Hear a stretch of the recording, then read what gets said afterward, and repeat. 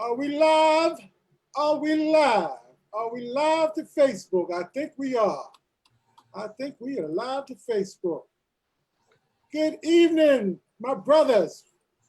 Good evening, brother. Good evening. Good evening. Yes, we are live. Thank y'all for joining in once again to the Night Brothers Intermittent Fasting Show.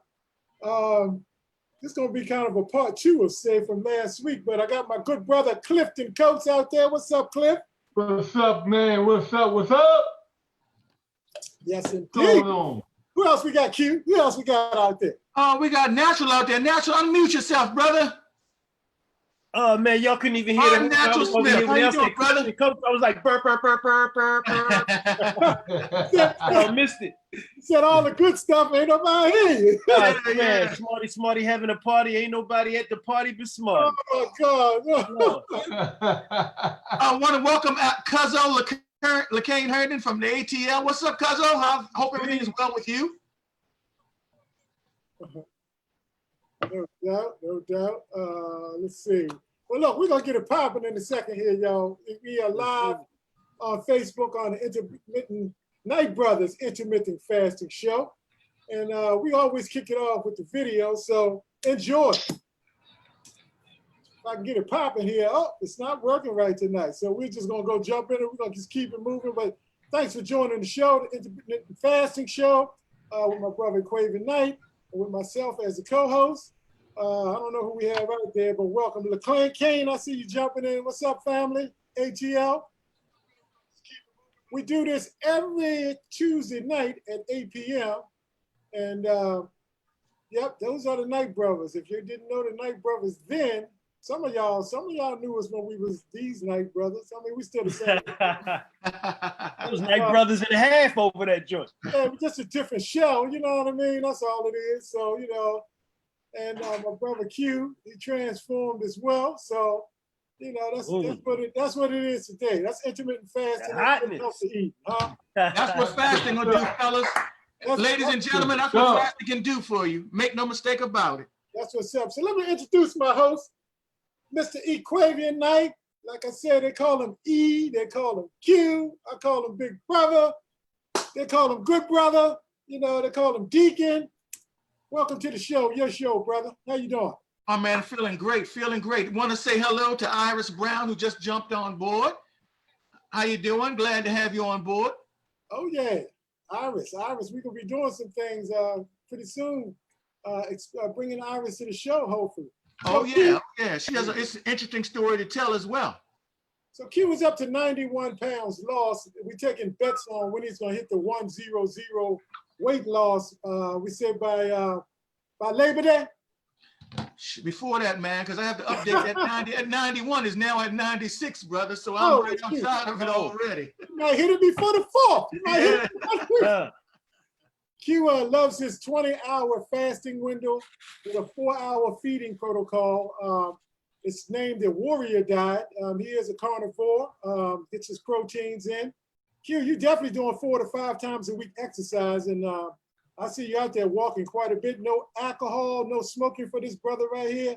This is the most impressive stat because he's 60 plus years old. No prescribed medication. Awesome, brother, awesome. Man, feeling great. Thank you, my brother. And I want to introduce my co-host, my little brother, Lenny Knight. And guys, I say this every week, and I'm gonna continue to say this. Man, Lenny's just a wonderful person overall. He loves helping people. Lenny has lost 50 pounds in the last year alone through intermittent fasting in the last couple of years. His favorite protocol is the Warrior Diet as well. It's a 20-hour fast with a 4-hour eating window. Lenny exercises 4 to 5 times a week. You'll see Lenny out there running very often. His diet is 70% vegetarian, 30% pescatarian. He will have his wine and beer from time to time, smoking no, and most of all, he's on no prescribed medications as well, which is an awesome thing. All right. Oh, I also want to take the time to welcome Joanne Jenkins and Cheryl Brooks and others to the show. I don't like to miss people as we move forward. Yes, sir. Since you joined us, thanks for joining us, Joanne, Iris, Cheryl Brooks. So it's okay to give some likes and love. We do this every week at 8 p.m. on Tuesdays on my page or on one of these brothers' pages. And Lenny, Iris Brown says she's ready to join the crew. So if we get that question, we might have a new one. Well, why don't you somebody shout out some of these folks that's joined the crew so far? Well, these are some of the ladies who have joined our fasting community so far. We have Cheryl Hunt, and Joanne Jenkins, and Cheryl Brooks, Vonda Franklin, Ashley Knight, Deborah Wilkerson Wilson, Paris Lane, and many others. We have, Wanda Burton Powell Burton, excuse me, I'm sorry. Gladys Young, Kimberly Queen. I tell you, the list just keeps on growing, doesn't it? Tori Walton, Charlisa Folks. And the guys, you want to introduce the guys, Arden? We have Keith Colbert and Sean Strain, Leonard Knight Jr., Carlos Rice, Lenny Rice. Yeah. LaCane Herndon. Yes, sir. Arden Smith. Joe Cobb. Joe Cobb in the building. Joe Cobb, I'm proud of Joe Cobb. You know that. Man. Hey, Joe said he was gonna be running with you soon, Lenny. I know he will be. I am He's proud of running him with you for jumping in and doing this thing and really, making those changes into his lifestyle. But guess what, y'all? Great. We got some new people this week. We got 2 more people. You want to introduce them, Q? Yes, we have a brand new member, John Stevens. Welcome. Welcome, welcome, and another brother. Come brand on new in. member. This is a fantastic lady, Miss Lisa Powell Johnson. Let's give her a hand, Welcome, guys. welcome. Let's give her a Come on hand. in here, Lisa. Welcome to the community. Welcome to the community. Yep. And both of these started with 16 AQ. Yes, 16 and 8 protocol. Yep. So look, we always encourage. Let's support each other. Give them likes and love to people that just joined the community. Can everybody just kind of smash that like or love button a couple times for them folks? Just to support them and keep them going. Lenny, we have another person just joined us as well. It's Iona Downs Hicks. And guess what? She's raised her hand too. So we want to acknowledge her next week. So who's that name again? Who wants to be next? Welcome, Miss Hicks. Miss Hicks. All right. Hey, we got a young posse member too that's been in for a little while, but never gave her the shout out. My daughter over here, she's making some juice for us right now, juicing. Humata Bay. Joining as well. All right, great. The community continues to grow. It just continues to grow every day.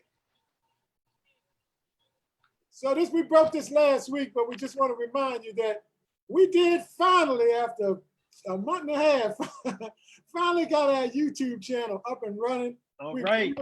Really appreciate the support. If you jump over there and subscribe to the page, that's how we can help keep promoting the show and get the show sponsored and get things popping off at the show. If you help join the community and extend the community out to the YouTube page so we can get this message out, not just to our local communities, but also, brothers and sisters around the world, hopefully. Definitely. Hey, well, congratulations, guys, man. I definitely salute that, man.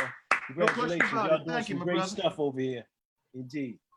So tonight, socially speaking, we about to get it on tonight, y'all. We speak socially. Oh, shiggity diggity, man. Oh, gosh. Here we go. Great mask debate. All right, now, look, we expect y'all to chime in on this mask debate. Look, if you haven't been outside lately or you haven't watched TV lately, you're living under a rock. Everybody look like this. Everybody look like that. All day long. And not only that, there's a lot of controversy out there about the mask. So look, some little engagement here. You can type 1, yes or true, if about the questions we're about to ask about the mask, or number 2, if it's false or no. So do these masks really make a difference? That's what I want to know. Brittany Nicole, thanks for joining. Do the masks make a difference? All right, what do we have? What do you guys think? What you brothers think? What y'all think? Oh, I think it's definitely helpful. Indeed, anytime somebody can sneeze or whatever, I always ask, how would you feel if somebody sneezed behind you now and they weren't 6 feet away or 10 feet away or whatever? Yeah, that's true. That's definitely true. Another question is, do you wear one when it's required? Now I know, you see some people driving down the road in a car by themselves with a mask on. I'm like, who they trying to protect themselves from? Yeah, I never got that. I Me never understood that. They about to contaminate themselves. Yeah, they protect themselves from their ego. But I do in public. Yeah, I do wear them. I work in a public place, so I definitely wear them. And I want to make sure that I'm at least respectful to somebody else. And that leads us along down. Says yes, I sure do. Yes. Segueing, is it disrespectful not wearing it in public places? You go someplace and because I see people getting in arguments and fussing and just carrying on out there. Well, does Florida, does Texas, does Phoenix and Arizona, does California give you an indication? Does Oklahoma? How about that? Please. Give you a little hint. How about it, Cliff? You're absolutely right. So look at the crew. I look at the data. That's it. That tells the story, my brother. That tells the story. Not somebody's hot takes. So before we jump into the health piece of the show, Q, won't you hit that disclaimer? Yes, we always like to make this disclaimer that none of us on here are physicians. This show is just to provide medical. It really doesn't provide medical advice per se, but if you have a medical condition, we strongly suggest you seek the advice of a professional healthcare provider prior to attempting information on the show on these broadcasts. We're just here to pass on the information, the things we've discovered along the way. No doubt. Peace and love, John Jenkins. Appreciate you jumping in here, brother. Always a pleasure. And we had Cheryl Brooks say, truly disrespectful. She said the message, if not wearing it, is truly disrespectful. Truly disrespectful. If you don't I agree. So a good friend of mine said either you get 6 feet away or he gonna give you both his feet. And that cat is nice with his feet. Oh man, better to be 6 feet away than 6 feet under. So hey, say what? Absolutely. Tonight's subjects, number one, backed by popular demand or black by popular demand. I guess you can guess who that is right now. The beginner's mistakes when they're intermittent fasting, because there's definitely some that can trip you up and slow down your results. So we want to talk about those and some arsenals that every beginner should have in their toolbox. So we're going to talk about those subjects tonight. So, Q, why don't you hit our basics? Yes, we have intermittent fasting is just, all it is time restricted eating. You have a fasting window, that means a time when we don't eat, and a feeding window, which is time in which you can eat. All a part of time restricted eating. There's the basic 16-hour fasting window followed by the 8-hour feeding window. In addition to that, some people choose to go a little longer with the 18-hour fasting window with a 6-hour feeding window. Other option is the 20-hour, which is my personal preference, fasting window with a 4-hour feeding window. And then we have OMAD, which is the way I actually first started, which is one meal during that 24-hour period, one meal a day. So those are your fasting basics, your basic protocols. So Clifton, can you introduce my brother that's coming up right here? Can you break it down? All right, let's look at Arden Natural Smith. All right. My man, when it comes to weight loss, maintenance, intermittent fasting for many, many years, his favorite method is 18-hour fast and a 6-hour feeding window. Exercises 3 or 4 times a week. 6-degree black belt, 38-year martial artist. And wow. You're good looking, but you also know he's ugly. And he's inducted into the USA Hall of Fame. My main man, natural 100% vegetarian. No doubt. Right. Actually vegan, but we good. No. Let's give him some love, y'all. Let's give him some love.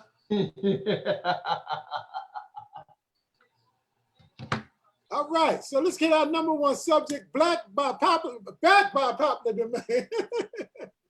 Oh man, no, some of them called him the man with the 20/20 vision. Some of them call this brother the mic dropping messenger.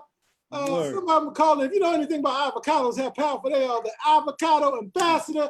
But we just like to call him the good brother, Clifton Coates. Yes, sir. Coates. All righty, come on, let's give it up for Mr. Clifton Coates, y'all. Come on, let's give him some love. Let's give him some likes and love, because he's ready to drop some nuggets on y'all. So, Arden, can you break down the brother's bio? It's so numerous. The bio is so long that it goes 2 pages strong, and maybe then some more.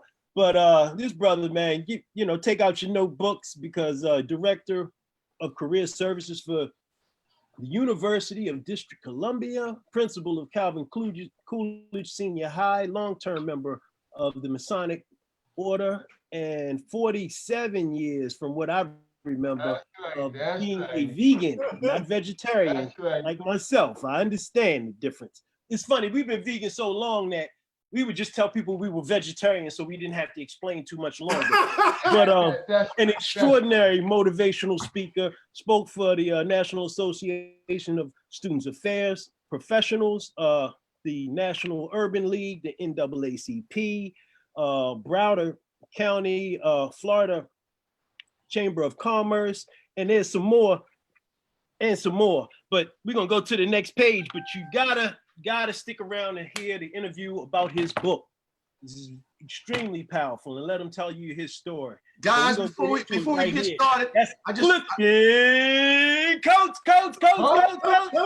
Guys, before we get started, I just want you to know this brother is a powerhouse. So open up your ears, open up your eyes, and pay close attention to the words coming from this brother, Clifton Coates. And we're really gonna pick up on where we left off last week, because Clifton, look, I read about Dr. Asabi. I read about Dick Gregory.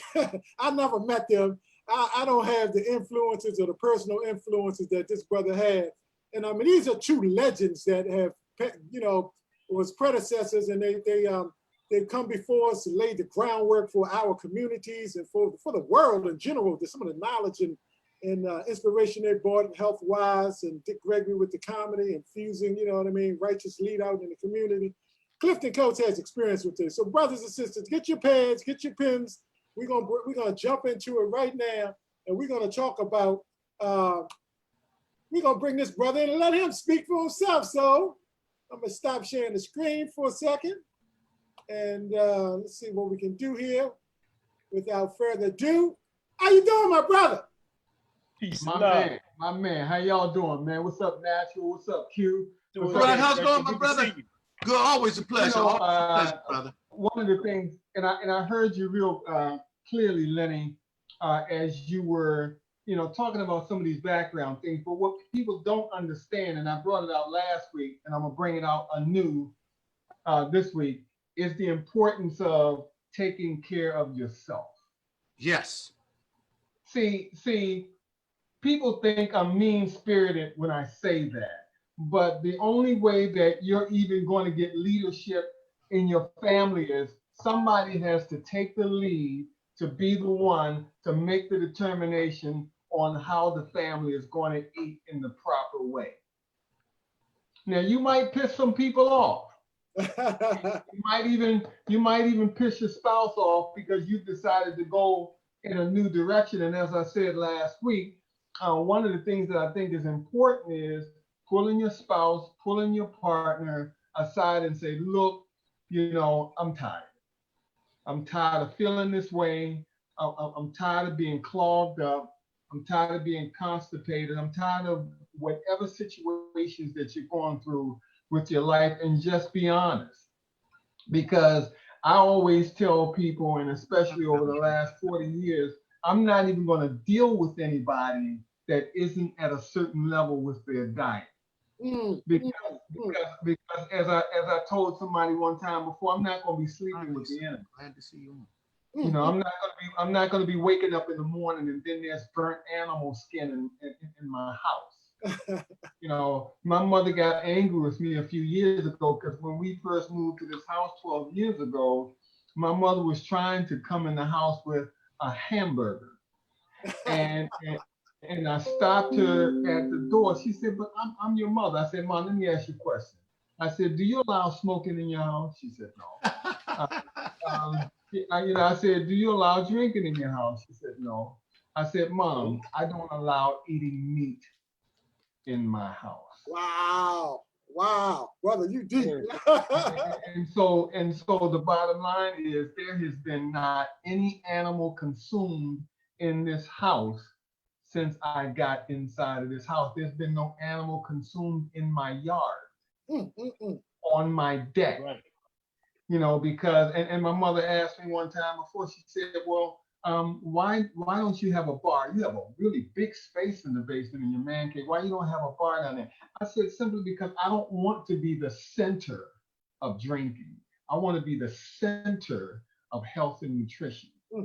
Awesome, I awesome, want brother. when people think about my house, when they think about coming over, they think about being healed. And so let me tie where Dick Gregory came in, and then I'll go to Sebi. Right. Let me tie those two in. When I was news director for Kathy Hughes on WOL radio, when we hadn't even gotten to 8th Street yet, we were still on Wisconsin Avenue, Northwest. That is when she started. That is when she started her show with Dick Gregory.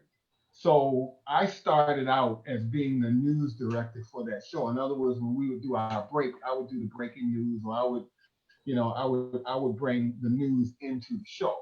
But I first started reading Dick Gregory's book, Cooking with Mother Nature, as I mentioned last week, when I first became a vegetarian, when I came out of boot camp in 1975, October. And so his book, Other Than Back to Eden, was one of the first books that I began to read to begin to conquer, because I want y'all to hear this now, because this is important, to begin to conquer myself. Wow. To begin to conquer my own, what do you mean by that? Go into that a little bit, because that was deep, that's what you just said. Well, because you have to understand, and all of y'all out there that are listening, you have an addiction to food. Oh, powerful, powerful. My goodness gracious. Right. You have an addiction to food because the European has placed inside of your head that you must have 3 meals a day. He has placed it inside of your head that you're going to eat breakfast in the morning, you're going to eat lunch by lunchtime, and then you're going to eat dinner at some time in the evening. Hi, Lisa Powell-Jones. They call that the SAD. They call that the standard American diet, the SAD. Standard American diet, as pushed by the American Milk Marketing Association, the American Cattlemen's Association, the American Pork, Farmers Association. Those were the people that made the determination. The same as the company from Battle Creek, Michigan, that determined that you were going to pour milk on cereal. Yep. As part of your break fast, as we'll get to again. But the other second part was how I got to know Sebi, Dr. Sebi. There was a health food store on H and 14th Street many years ago called Garrison's. And the proprietor of Garrison's was a gentleman by the name of Ivan. And so we heard about a naturalist from the British Honduras named Dr. Sebi, and he wanted to come to this country, and he wanted to begin teaching us how to rid ourselves of cancers, how to rid ourselves of tumors, how to rid ourselves of things that are hurting our body. So many years ago, off of New York Avenue on Kendall Street, there was a warehouse called the Community Warehouse, and the Community Warehouse fed all of the health food stores in the Washington metropolitan area, all of the co-ops, Beautiful Day, in College Park, Glut on 34th Street. Okay, we're talking about Fields of Plenty that used to be on 18th Street and Columbia Road. We're talking about August Moon. We're talking about all of the health food stores that were co-ops, TPSS, Tacoma Park, Silver Spring, all of them that were co-ops. This particular warehouse would feed them. This particular warehouse would supply them with everything that they needed. And so that's when we brought Sebi up there to begin talking about how to rid ourselves of cancers, how to rid ourselves of tumor. And he was the one that created this thing and introduced us to what became known as bladder wrack. So Cliff, let me ask you a question. Go ahead. When you said we brought Dr. Sebi here, were you organization, or was it a local community organization that was health-minded, health-based, that helped bring Dr. Sebe from British Honduras? Absolutely, it was the community warehouse. Oh, The okay, community warehouse was the organization in Garrisans. It was Okay, the organization okay. that actually brought Dr. Sebe, and he would have these talks inside of the warehouse. So that's how the community grew. And yes, and so his bladderwrack, his bladderwrack was the most bitter herb that you could ever taste. But when he described it to us, he said, what you're going to be feeling over the first few days, you're going to feel like you have the flu. He said, because that's going to be all of that mucus draining from your brain and coming down and ridding your body of it. The detoxification. Yeah, a detox more or less. That was that major detox, because it was his theory that as we ate, all of the mucus began to come into our brains. Right. Wow. So, and the bladderwrack was to drain it from all of that mucus from off of your brain, so that you could think more clearly. It could prevent brain tumors, and it could prevent brain cancer. Now, is that readily still found in most? It is. I just saw some in Brown's Market. In Forest River on yesterday. Okay. Saw some yesterday. Awesome. So now that was a powerhouse that you got to know in his heyday, and I mean, he was first coming to the United States, bringing. Absolutely. Dr. Sebe cured cancer. People don't understand it. And AIDS. I mean, but see, let's put it in perspective, though. Let's put it in perspective, because it's important that you understand. When you say that somebody cured AIDS, understand what AIDS is. AIDS is the failure of the body immune system. In other words, the first immune deficiency diseases were first uncovered in 1933.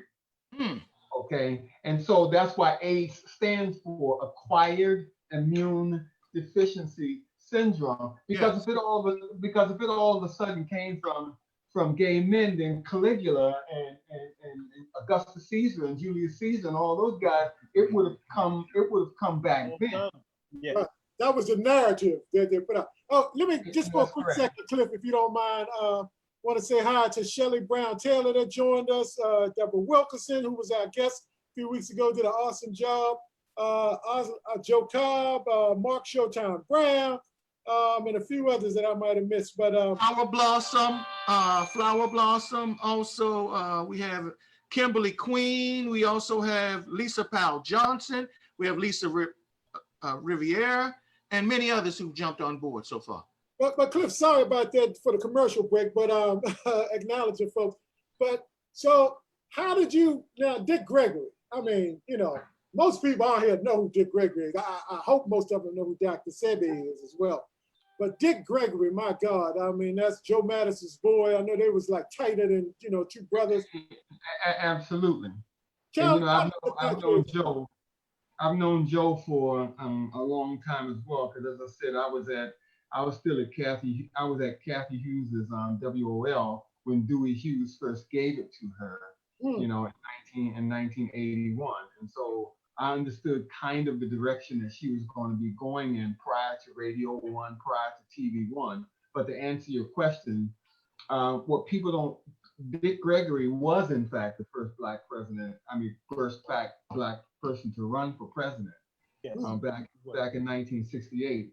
In addition, Dick Gregory was how he made the transition between being a meat eater and being a vegetarian is he was the one standing in front of the White House that will go on these long 100-day, 200-day hunger strikes. Right, I remember that now. You're right. Yep.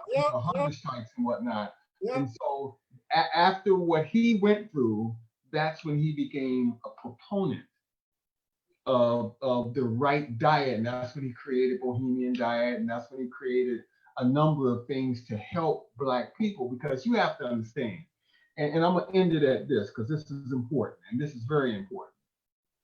We are the only people, and I'm talking about African Americans, I'm talking about Black. We are the only people that still continue to eat another culture's diet. that is our problem. We come from an environment that is tropical, that is warm, and we're eating a diet that comes from a cold climate. Mm, mm, You know what's so funny about that, Cliff, is that sometimes we don't see it because we've already acclimated, but you have so many people coming into this country, and you see, and I have friends of mine that's from all throughout the diaspora, that their mothers and their fathers, they didn't have the diseases that they're having because they acclimated into this sad diet. That's right. And started eating the same stuff that we're, in our community are eating, and they're having the same results. That's exactly right. And never had that in their history. And it's foul that the fact that they come in, when you go to the doctors, they ask you, what pre-existing conditions do you have, or who's had this in your family? Now, the only thing that's guaranteed for you having that is if you eat the same thing they ate, you're going to get the same thing they got. But remember natural. Food has changed tremendously in the last 50 years. Absolutely. But natural, I know I'm preaching to the choir when I say this, but remember, our diseases only come from our relationship to animals. Oh, without question. We would have no disease if we did not have this close relationship with consuming animals. Indeed. Simple as that.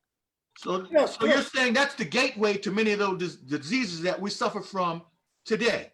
Even that relationship. Correct. Yes. How the animals aren't being it's no husbandry as far as that's concerned. It's just all pretty much engineered. Your food is engineered. Correct.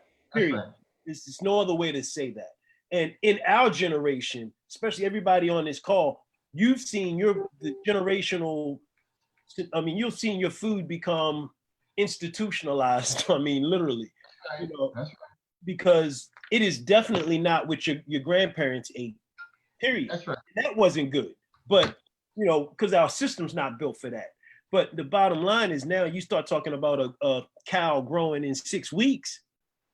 Right. That's different. Or a chicken growing in 6 weeks. That's engineering. That's engineering. And now you see that, even young children, and not to get too graphic, that you have young girls at 5, 6 years old being raised on this fast food and all this processed food. They're starting to spot 5, 6 years old. Wow. It's a baby. And you have in these type of situations, that's just scratching the surface, but you see it in people's bodies and their anatomies are, they find the baseball players for taking steroids, but they didn't say anything about all of these places that put steroids in everything you eat. And natural, we're not even talking about the epidemic of obesity that has stricken our children because of the foods and things that are in our foods as well. Exactly. All those are components of what we consume. Yes, indeed, because you're consuming drugs to make you continue to eat.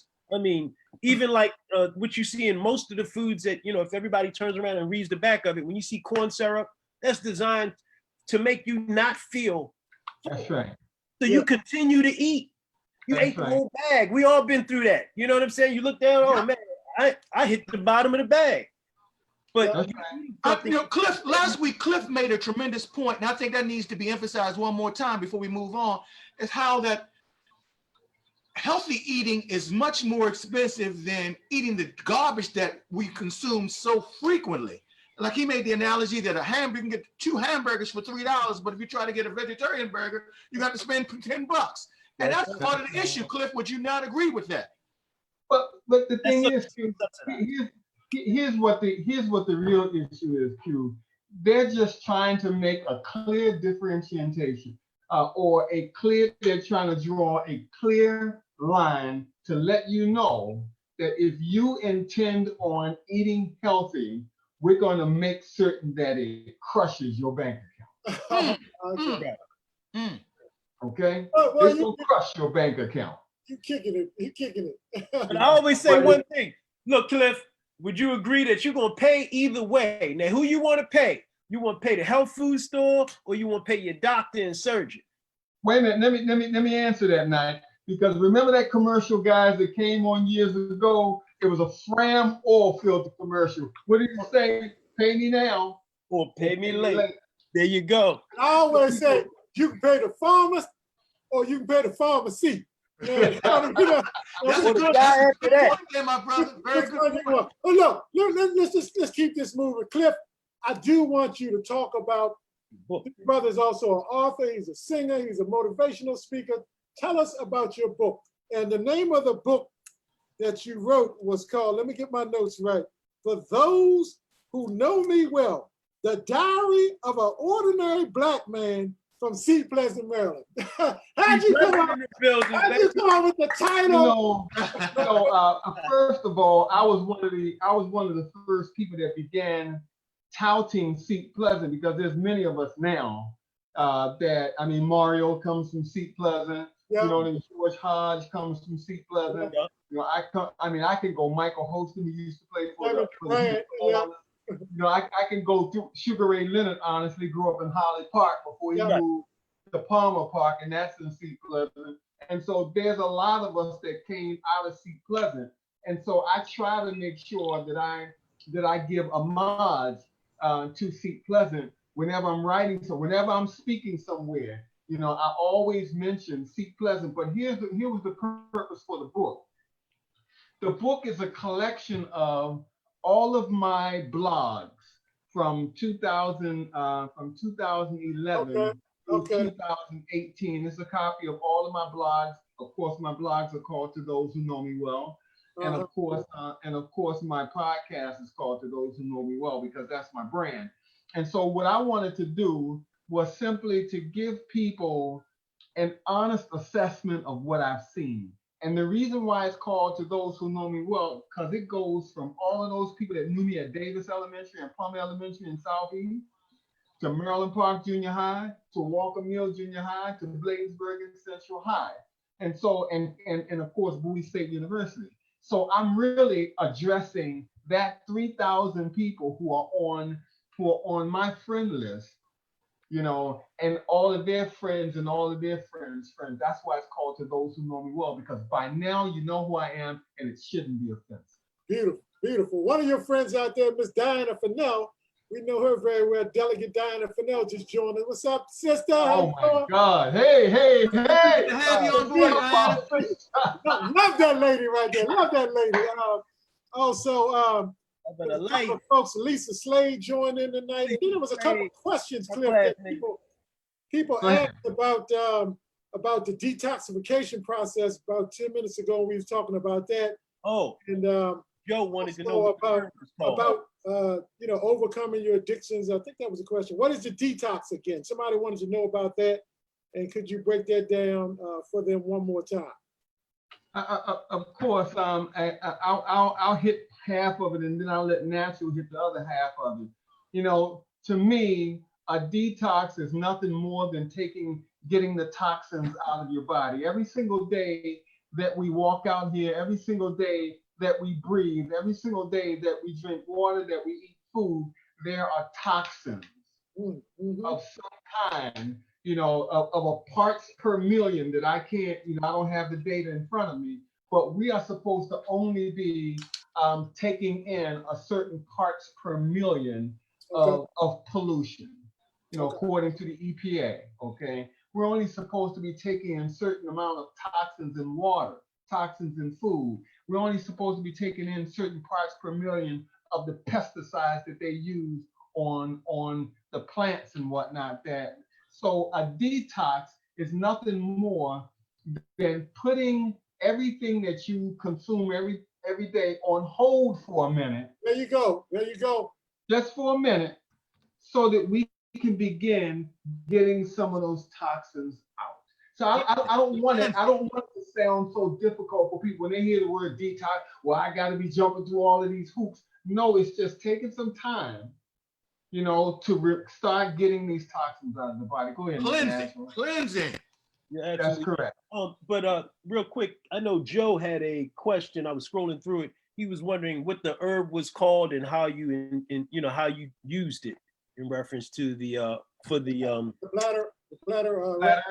Yes. That's an easy one. Thank you for asking, Joe. Joe, remember, when it comes to herbs, you have different ways that you can. If it's a leaf, what you do is you boil the water and you steep it in the hot water. You take it off. And you steep it. You can drop it down, and by the time it goes to the bottom of the water, under normal circumstances, that particular leaf is ready to be consumed. If it's a root needs to be boiled. You follow what I'm saying? And so here's what I'm saying. Under normal circumstances, if you go to the places that sell herbs, now they literally have instructions. They literally have instructions on the herb for you to be able to prepare it properly. And I would say to add to that, as we go through this, there'll be some books I would say to purchase, and they do have a breakdown on how to utilize some of those herbs. It's coming up in the show, and it'll be some pictures. So if you don't have a pen or pencil, please grab something so you can take some notes, because it's some resources that Cliff was gracious enough to add to this show, which is absolutely incredible. And definitely jot those down, because those are must-have for your library. Man, we could go on this subject, Cliff, with you all day. But look, we're going to keep it moving. And y'all look, everybody that's still watching, do me one favor right now. Hit that like button or that love button for Clifton Coates for just kicking us some knowledge. And he's going to be bringing this to the show whenever we can get to him, as often as we can get to as Cliff Coates. But we're going to keep it moving. And let's see what we can do right now. We're going to go back into the rest of the show tonight. So tonight's number 2 subject we talked about was the beginner's mistakes. And we're talking intermittent fasting. And yes, the show is about intermittent fasting, but we cover all gamuts of health is what we do right here on the show. So we want to talk about, back to intermittent fasting, some of the beginner mistakes. And I want you to watch a quick video that we have. Tonight's subject number 2, beginners' 3 most common mistakes. Now we bring in Dr. Berg in tonight. Dr. Berg is a real doctor, about almost 4 million subscribers at the point that this video was made. And this guy, man, on YouTube just is amazing. So listen to what he has. Hi guys, in this video, I want to share with you 3 the most common mistakes people make with intermittent fasting. Number 1, it works so well, people change it. You have people that, wow, it's working, I'm losing weight, I can pretty much eat what I want. So then they go off the program, they justify it. They have a blind spot now, they have it all explained. And next thing you know, they're 10 pounds overweight, and they're like, what happened? You never want to change something. Oh, I don't know what happened to our video, but we're going to find out in a second here. I think the key point, though, he was talking about, it started working for him, and then they changed. Yes. Yeah, because they become too overconfident. Yeah. And think that they have it down. But every single thing that I do, I still use that formula, Natural. I still go step by step, no matter what, no matter how well I think I have it. Because if it ain't broke, that's exactly right. You ain't gonna fix it. Yeah, it's a matter of discipline as well. Once you get the routine down, sticking with the routine, and we can pick up the video. We'll continue. Okay, perfect. Well, I'm gonna see if I can kick the video back in for you, Q. Yep. Back right there with Dr. Bird. But yeah, that is number 1 is a big issue. People like to change things too fast. And I mean, I'm going to share with you 3 the most common mistakes people make with intermittent fasting. Number 1, it works so well, people change it. You have people that, wow, it's working, I'm losing weight, I can pretty much eat what I want. So then they go off the program, they justify it. They have a blind spot now, they have it all explained. And next thing you know, they're 10 pounds overweight, and they're like, what happened? You never want to change something that is working. You want to go back to the original formula and keep it consistent. Don't change anything that's working. Only change if it's not working. Okay, so that's number 1. Number 2, people don't use hunger as an indication of keto adaptation.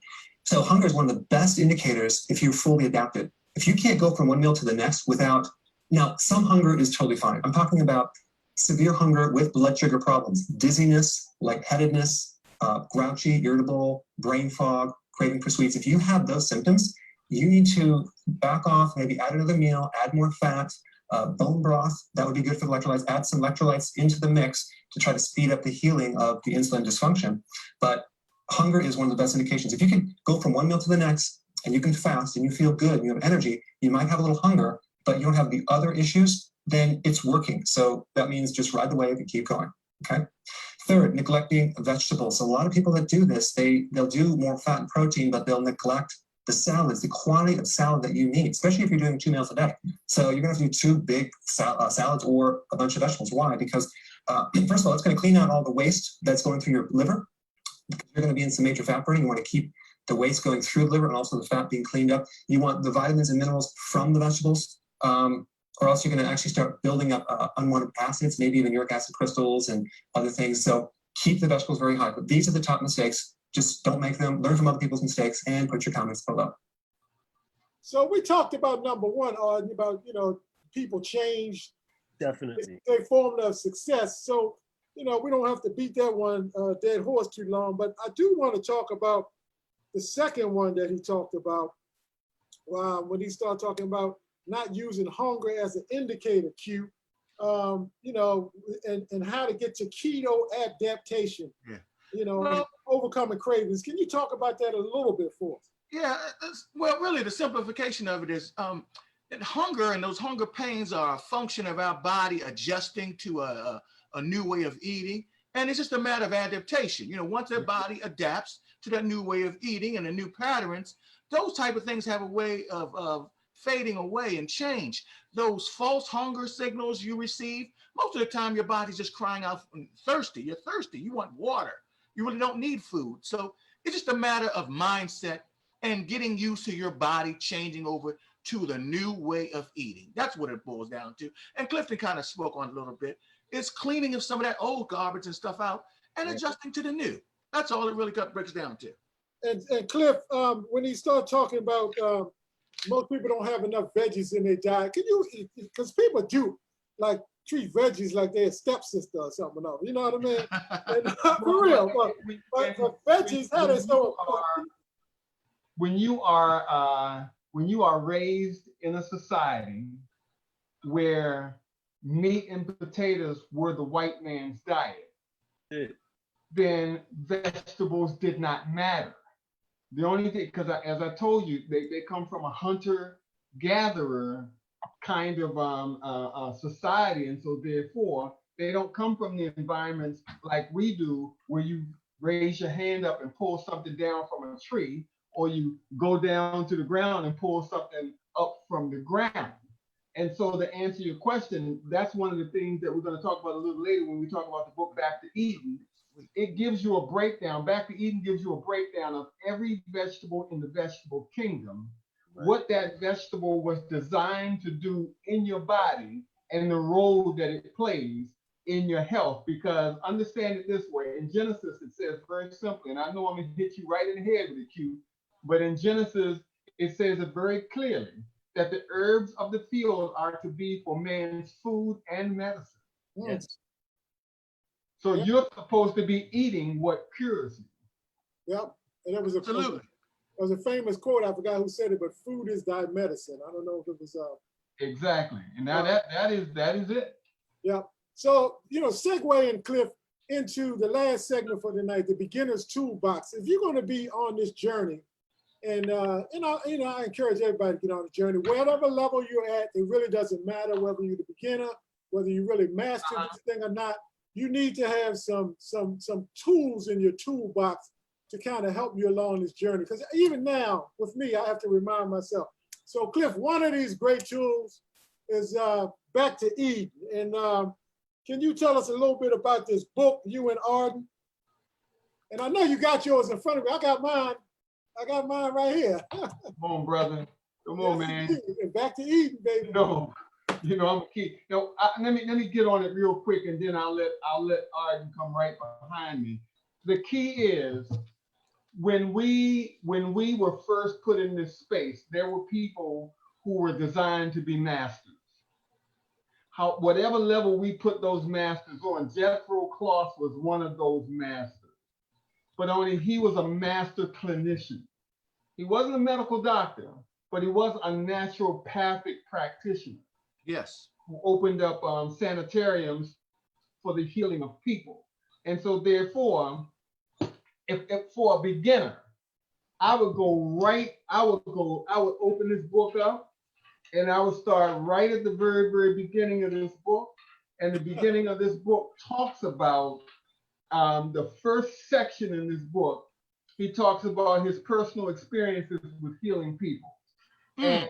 And I'm telling you right now, this book is the Bible for those people who want to use themselves as a natural laboratory. Your body is nothing but a laboratory for you to be able to experiment with, to make some determinations on what works for you, because what works for you is not going to work for me, it's not going to work for Natural, it's not going to work for Q, nor is it going to work for Lenny. Now, I'm not saying that certain foods that we might like, we're going to like the same, but I'm talking about in proportion to what makes you feel good and what makes you healthy, it will take different portions. There's a lot of self-healing in this book. I mean, really I forgot who turned me on to this book, but I thank him dearly for it. It's a lot of and I think it was my wife's father, actually. I'm gonna get into that in a second.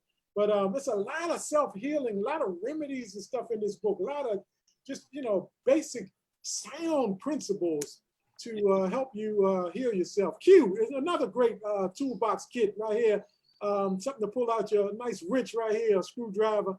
Is the guide to fasting. Break that down for me. This is by Dr. Jason Fong, MD. Yeah, Dr. Jason Fong is an outstanding resource, and this guide is something that everybody should have in their toolbox. So often we're asked about people come to us and say, well, I'm a diabetic. Will fasting work for me? Well, Jason Fong actually breaks down for you how he's treating patients daily through intermittent fasting and healing their bodies and getting them off of insulin and things of that nature. And it all goes back to what we talked about, natural remedies, okay? So it all ties in. But Dr. Jason Fong and his complete guide to fasting is something that should be in everybody's toolbox. No doubt. Definitely. Now, the next book that was near and dear to me, and this is called The Mucus Diet Healing System, and it's by Professor Arnold Earth. And I want you to look at a couple of the dates on these books. It's written. Jethro Claus wrote Back to Eden in 1939. Arnold Earth wrote Mucus Diet Healing System in 1922. Look, we're talking about damn near 100 years, 80, 90 years. These books are still very, very prominent to today. My wife, Trashia, her father was living in California before he passed, and he sent this box for Christmas. It was a shoe box, and it just had some eclectic things in it. And one of the things in the shoe box, it was her Christmas gift, was this book. Wow. And I grabbed the book, and it wasn't a really big book, a couple hundred pages, but so I started reading it, and about 3 hours later, Cliff, 3 hours later, I was like, wow. You know what I mean? I was still going in on this book. Well, needless to say, I finished the book in 2 days. And it was life-changing. So that gift that her father gave, when they say the gift that keeps on giving, and he intended it for her, but it got to me. And man, her father was just instrumental in the, from that point in my life, up to today was very, very, get this book. This, make the story short. Excellent book. And Cliff, another powerhouse right here. What book is this right here?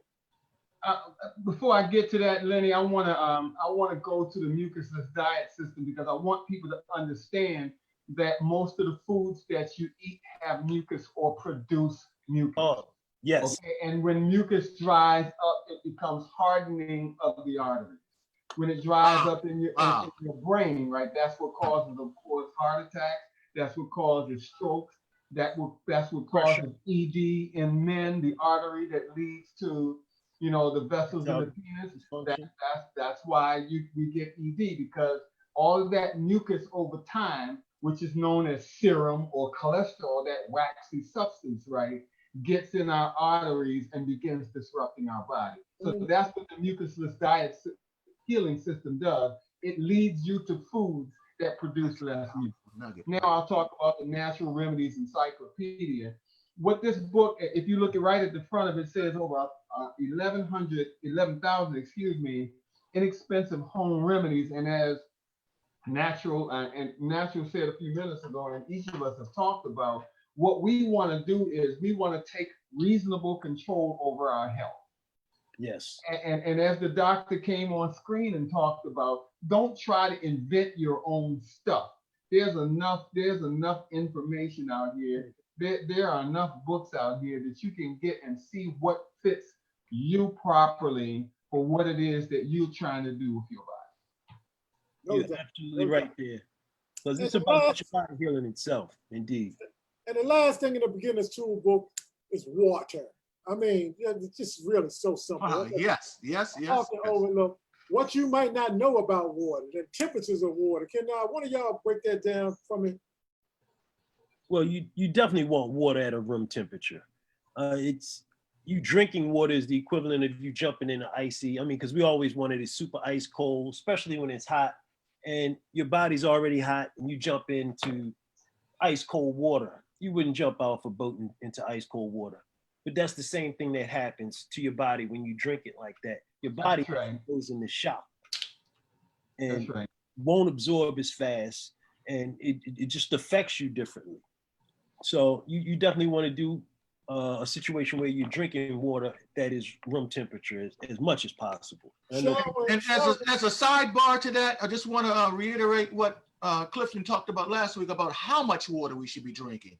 Yes. And he talked about we should be drinking half of our body weight in water. And if it's a female, you weigh 140 pounds, that means you should be consuming no less than 70 ounces of water. Yes. If you're a 215-pound male, you should be consuming at least 112 ounces or so of water. So we want to make sure that the temperature is right, but we're having the right amounts of water as well, minimum amounts. And that goes right back into what he was talking about cleaning all of that out. One, you're giving your body enough time to finish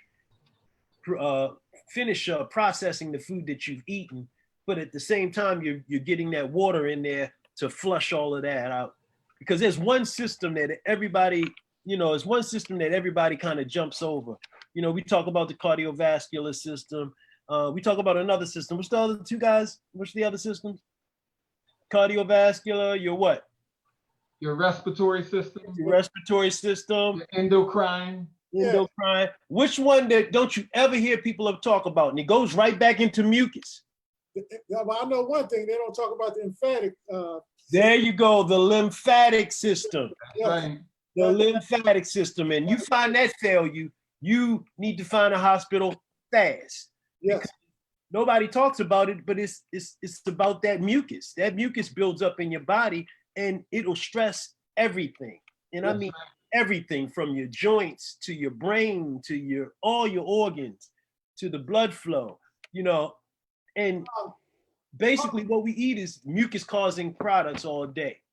And before we get to our transition to our next screen, because we're about to wrap the show up tonight, bottle containers, cold showers is much better for you than if you're really trying to stimulate your skin and wake up your nerves and get your nerve endings and everything going to stimulate your systems. The bottle containers, when people are drinking water, can you talk about, or you or Cliff talk about the number? What does the number 7 mean? Where can they find it? What is that an indicator of, and why is that powerful?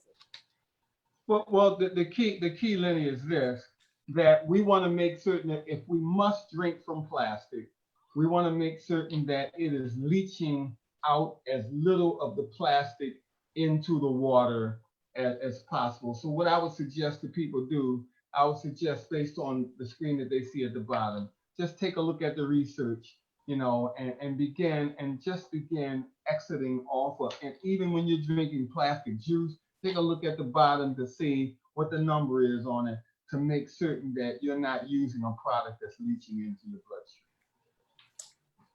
Excellent. And we got an announcement to make on these two brothers right now, because they've definitely been bringing some wealth of knowledge and just good dialogue, good conversations. So the official announcement is, if y'all like this, these two brothers are now going to become Night Brothers Show contributors.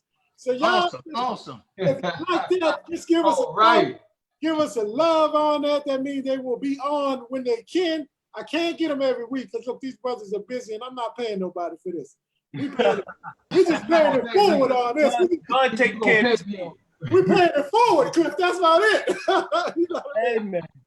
But So these brothers will be joining us when they can. And we want to open it up for viewer questions like we do every week. And I'm going to stop sharing the screen for a second, and we're going to give people, if they're out there, a chance to ask some questions. Some of them have been asked already. And Eric Nielsen, thanks for jumping on, watching tonight. Tracy Queen, thanks for jumping on tonight. Janet Mitchell. Tyra Parker. Tyra Parker, how you doing? Tia, we're going to get your peoples on here pretty soon. Roderick Poole, we'll get your people on here. Keith Colbert, thanks for jumping on tonight, my brother always. Cheryl Hunt. Yes, indeed. So Ms. if you got Hunt. any questions, you can fire away. If not, we're gonna sign out for the night. Donnie, one thing I'd like to do before we sign out, I want to tease next week's show because we have another great show lined up next week. Okay. We're going to be having Ladies Night Part 2 next week, and it's going to tie in with some of the things we were talking about tonight about natural eating and eating homegrown foods. And we're going to be talking a little bit about gardening next week, guys. So you definitely want to stay tuned with that. Oh, yeah. All right. Lenny, can I say something, Lenny? Brown. Absolutely. Pardon me. Lenny, can I say something real quick?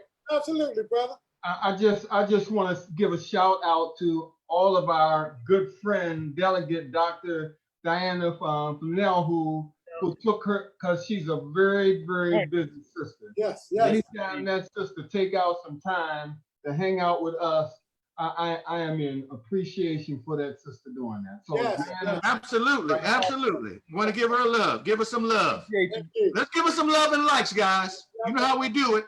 And we want to thank all the community out there too. You guys, and I'm going to use this as a slogan moving forward. You guys have really made our hearts proud to at least follow a show that is not talking about a sexy issue over here. We're not, you know what I mean? No, we're not. No, we're not. This is not That's an important one, Lenny. An It's a important very one. important issue. So that just shows me how we're gravitating, how we're growing, and how our minds and mentally we're opening up in our communities and we're becoming much more aware of what's going on out in the world and really focusing on things that's important to us. So thank y'all for being supporters of the show. And until next week, peace and love, Peace. brothers. Love. Love y'all, man. Love everybody. Everybody be good. All right. Good night, folks. Good night.